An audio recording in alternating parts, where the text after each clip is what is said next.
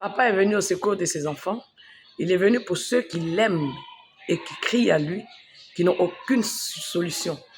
Ceux qui l'ont cherché pendant des années, qui ont lu les écrits, qui ont mis tout en pratique, mais qui sont perdus. C'est pour eux qu'il est venu.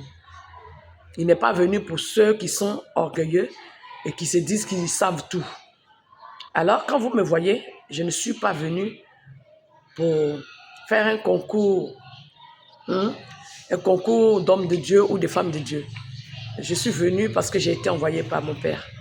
Mon père m'a enseigné. Il m'a enseigné et il m'a dit, le moment est venu pour que tu passes en action parce que le monde est fini. Alors mon père m'envoie ici pour aider les hommes et les femmes de Dieu.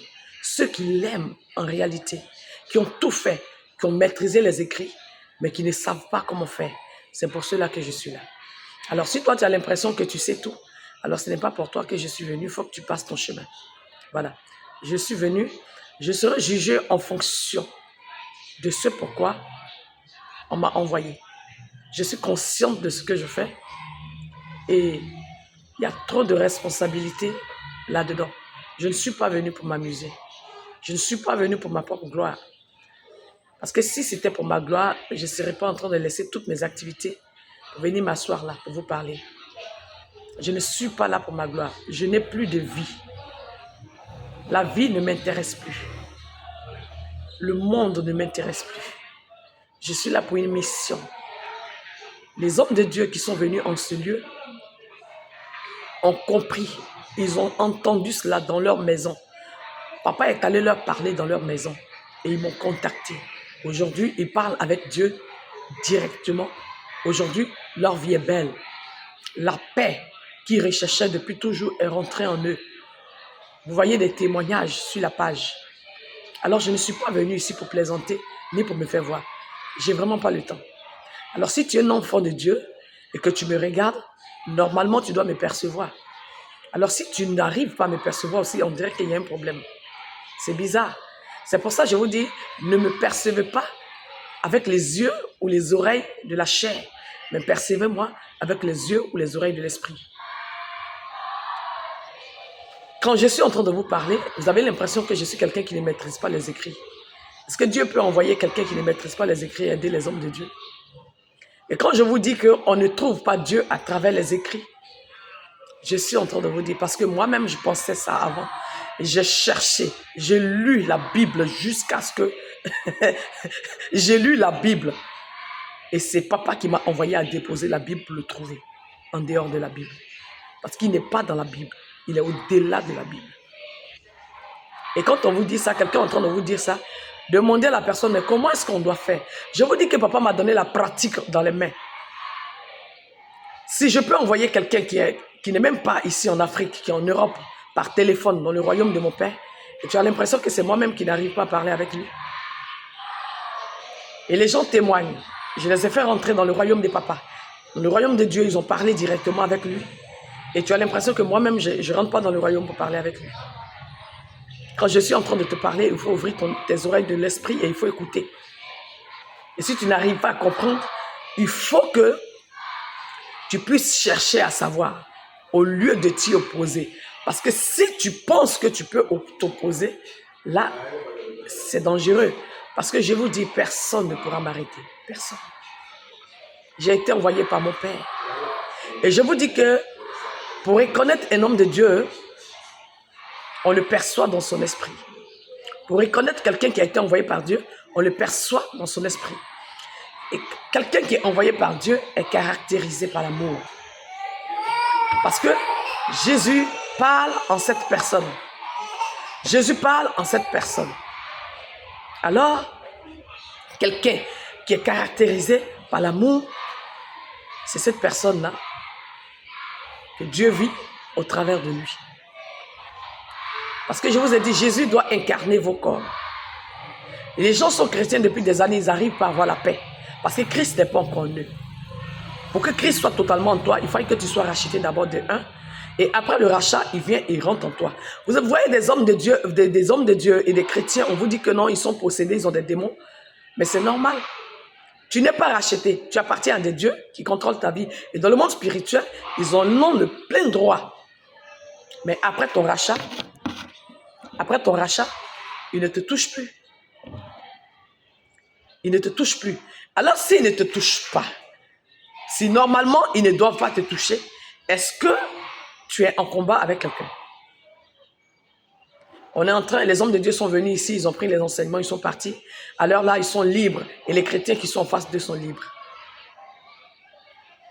Mais toi qui ne viens pas prendre l'enseignement et tu continues de maintenir les enfants de Dieu dans un combat physique, et quelqu'un a donné une révélation depuis la France disant que, parce que je l'avais envoyé devant le trône de papa, et je lui dis, répète ce qu'il te dit. Et il est en train de dire qu'il qu'il est en colère avec tous ceux qui ont fait dévier son peuple. Il est en colère avec tous ceux qui ont fait dévier son peuple. Mais à nous, il nous demande de ne pas être en colère avec eux. Parce que c'est passé l'ignorance qui a fait ça. L'ignorance. Et il est venu régler l'ignorance là. Et toi, tu as l'impression que tu sais beaucoup de choses. Tu as l'impression que tu sais beaucoup de choses. Sache que tu as besoin de beaucoup d'humilité pour rentrer dans l'enseignement que papa est en train de donner. Parce que si tu n'es pas humble, tu ne pourras pas bénéficier de cet enseignement-là.